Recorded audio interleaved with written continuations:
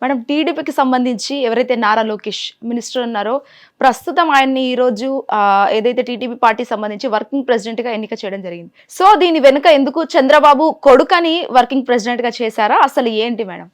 ఇప్పుడు మనం కొడుకు కాబట్టే చేశారా అని మాట్లాడుకోవాల్సి వస్తే భారతదేశంలో ఉన్న అన్ని పార్టీల్లోనూ ఉన్న వారసత్వ రాజకీయాల గురించి మాట్లాడుకోవాలి. రైట్. ఇవాళ ఈ వారసత్వ రాజకీయాలకి ఎవరూ మినహాయింపు లేకుండా అయిపోయారు. ఈ పార్టీ ఆ పార్టీ అని లేకుండా ఎక్కడన్నా కొంచెం కమ్యూనిస్టులే వెనకపట్లో ఉంటారు.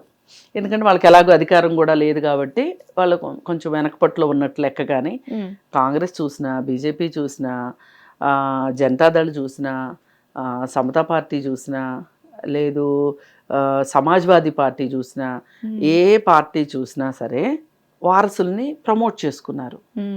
ఇది ప్రాంతీయ పార్టీల్లో మరీ ఎక్కువగా ఉంది. ఒకప్పుడు బీజేపీ చెప్పేది వారసత్వ రాజకీయాలకు మేము చాలా వ్యతిరేకము అని చెప్పేది. కానీ వాళ్ళు కూడా ఏం తక్కువ తిల్లా. ఇప్పుడు చాలామంది సీనియర్ లీడర్ల కొడుకులు ఎంపీలు, ఎమ్మెల్యేలు అయిన సందర్భం మనం చూసాం. అలాగే ఒక బెస్ట్ ఎగ్జాంపుల్ అమిత్ షా కొడుకు జైషా. ఆయనకు అసలు క్రికెట్లో ఓవర్కి ఎన్ని రన్లు ఉంటాయో కూడా తెలీదు అన్నంత అజ్ఞాని అని నేను అనుకుంటున్నా. చాలామంది కూడా అంటున్నారు ఆయనకి బంతి పట్టుకోవటం కూడా రాదు. ఆయన క్రికెట్ అసోసియేషన్కి ప్రెసిడెంట్. ఎందుకు చేశారు? అది మరి వారసత్వ రాజకీయం కాదు.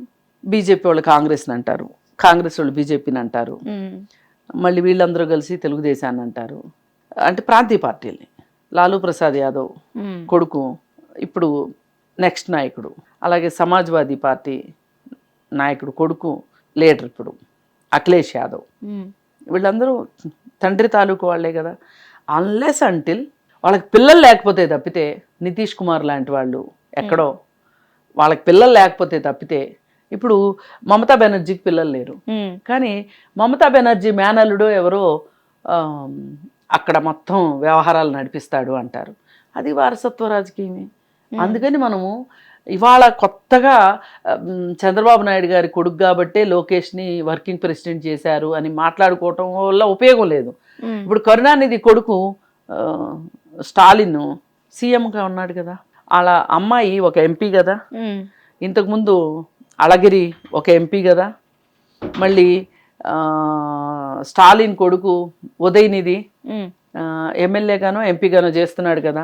అందుకని ఈ రకంగా చూసుకుంటే మనము దేవగౌడ ఉన్నారు, దేవగౌడ కొడుకు కుమారస్వామి సీఎంగా చేశాడు, సెంట్రల్ మినిస్టర్గా చేస్తున్నాడు. ఎలా కుదిరింది మరి? అందుకని మనం దాని గురించి మాట్లాడుకునే కన్నా అసలు లోకేష్కి ఆ అర్హతలు ఉన్నాయా లేదా అనేది మాట్లాడుకోవటం ఉత్తమమని నా ఉద్దేశం. రైట్, చెప్పండి. లోకేష్ మొదట్లో అతన్ని పప్పు అని చెప్పి, అసలు పప్పు అనే పేరు కొడితే 2 పేర్లు వచ్చేలాగా సోషల్ మీడియా ట్రోల్ చేసి పెట్టింది. ఒకళ్ళు రాహుల్ గాంధీ, ఇంకొకళ్ళు లోకేష్ అన్నట్లు. మరి ఇవాళ ఆ పప్పు ఇవాళ ఎలా ఉన్నాడు? నిప్పులాగా తయారయ్యాడు. మొదట్లో జయంతికి వర్ధంతికి తేడా తెలియనంత పరిస్థితిలో లోకేష్ ఉంటే ఇవాళ రాజకీయాలు చాలా అలవగ్గా మాట్లాడుతున్నాడు. దానికి ఒక రకంగా పదును పెట్టింది మట్టుకు యువదళం పాదయాత్ర అని చెప్పుకోవచ్చు. లాస్ట్ టైము పాదయాత్ర చేశాడు యువగళం పేరుతోటి. అది బాగా పనిచేసింది అనిపిస్తుంది. బాగా అది స్టార్ట్ అయినప్పుడు కూడా వైసీపీ వాళ్ళు చాలా జోకులు వేశారు.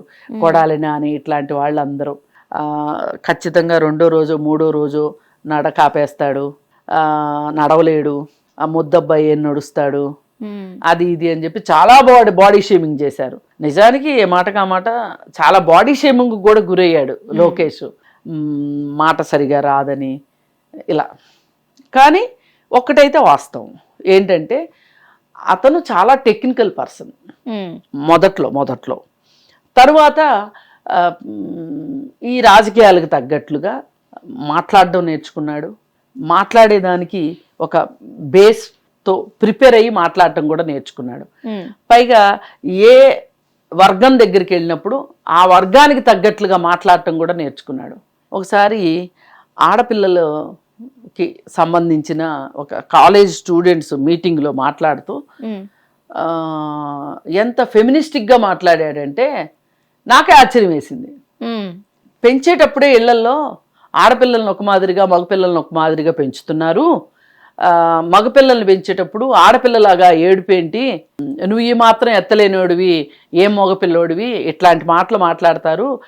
అదే సమయంలో ఆ ఇంట్లోనే ఉన్న ఆడపిల్లలు ఈ మాటలు విని ఎంత ఆత్మన్యూనతకి గురవుతారు. ఎవరన్నా అలా మాట్లాడితే మీరు ఇంటికి వెళ్ళిన తర్వాత మీ ఇళ్లలో గనక అలా మాట్లాడితే కుదరదని చెప్పండి, అదేమంటే లోకేష్ అన్న చెప్పాడని చెప్పండి అని చెప్పి మాట్లాడాడు. అది నాకు చాలా అవసరం అనిపించింది. ఇవాళ యూత్ని ఆకర్షించడానికి యూత్తో ఉండేటప్పుడు యూత్కి ఏం చెప్పాలి, యూత్కి ఏం అవసరం, అతని దగ్గర ఒక రొటీన్గా మాట్లాడే వ్యవహారం లేదనిపించింది నాకు. అలాగే పారిశ్రామికవేత్తలతో మాట్లాడేటప్పుడు ఒక రకంగా ఇలా రకరకాలుగా అతను చాలా బాగా తీర్చిదిద్దుకున్నాడు అనిపిస్తుంది. అలాంటప్పుడు లీడర్ అయితే తప్పే ఉంది. కాకపోతే కొడుకు అయ్యాడు కాబట్టి ఇప్పుడు ఆ పార్టీలో ఇంతకంటే నేను చెప్పిన ఈ క్వాలిటీస్ అన్నీ లేనోళ్ళు ఎవరు ఉన్నోళ్ళు లేరా? వాళ్ళకి అవకాశం దక్కకుండా ఇతనికే ఎందుకు దక్కింది అంటే నేను సమాధానం చెప్పలేను. అందుకే నేను ముందే వారసత్వ రాజకీయాల గురించి మీకు ఎక్స్ప్లెయిన్ చేశాను. అది అందుకని ఇలా చేయకూడదు అనుకుంటే ఎవరో చెయ్యొద్దు. ఎవరో ఒకళ్ళు ఒక కొత్త బాట వెయ్యాలి. నిజానికి ఈ నెపోటిజం సినిమాల్లో కావచ్చు, రాజకీయాల్లో కావచ్చు, ఈ నెపోటిజం ఉండటం కరెక్ట్ కాదు.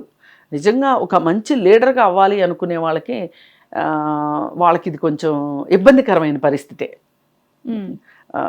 ఒక పొలిటికల్ లీడర్ని అవ్వాలి అని, పాలిటిక్స్లోకి రావాలి అనుకునే వాళ్ళకి ఇట్లా నేను వాళ్ళ కొడుకును కాదు కదా, వాళ్ళ కూతుర్ని కాదు కదా, నాకు అవకాశం ఎట్లా వస్తుంది అని అనుకుంటే కనుక అది కొంచెం ఇబ్బందికరమైన పరిస్థితి.